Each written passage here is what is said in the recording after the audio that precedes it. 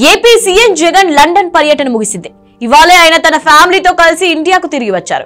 ఏపీలో ఎన్నికల పోలింగ్ పూర్తయిన వెంటనే వైఎస్ జగన్ కుటుంబ సమేతగా లండన్ పర్యటనకు వెళ్లారు.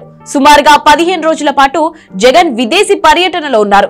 జూన్ 4న ఎన్నికల ఫలితాలు విడుదల కానున్నాయి.